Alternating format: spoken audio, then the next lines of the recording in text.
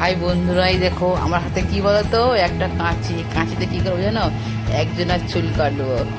এই দেখো, সেই হলো একজন যার চুল আমি কেটে দিচ্ছি। মানে চুলগুলো এত, মানে কি বলবো, গরম হচ্ছে এত, ওর কি বলবো, খালি ওই পাগলি হয়ে ঘুরে বেড়াচ্ছে। তো কি করবো বলো তো, লাস্ট পর্যন্ত চুলটাই আমি ওকে কেটে দিলাম।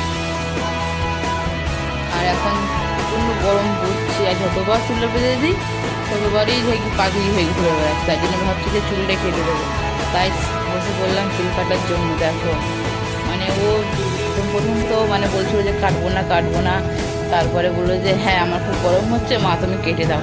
তো তারপরে আমি ভাবলাম যে হ্যাঁ চুলটা কেটেই দিই, কারণ পরে কিছুদিন পর বড় হয়ে যাবে। আর এই দেখো, এটা হলো আমার সেলাইয়ের কাঁচি, যেটা দিয়ে আমি ওকে চুল কেটে দিচ্ছি। এই দেখো, খুব হাসি পাচ্ছে, কিন্তু বুঝতে পারছে না চুলটা ছোট হয়ে যাচ্ছে। ঠিক আছে, পরে দেখো না কি হয়। মানে প্রচণ্ড গরম হচ্ছে, বলছি দাঁড়া দাঁড়া। আর চুলগুলো চোখে মুখে ফুটছিল। মানে ও পরে চুলটা হাত দিয়ে ভাববে যে বাবা চুলটা তো ছোট হয়ে গেল, তারপরে কান্না করবে। দেখো না, তো চুল কাটে তো আমি পারি না, তো যেরকম ওই গোল কাটিংটাই কেটে দিচ্ছি। এখানে চুল কাটার পর স্নানও হয়ে গেল।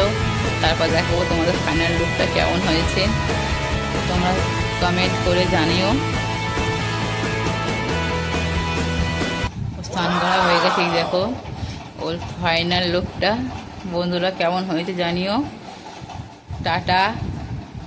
মানে খুব খুশিও।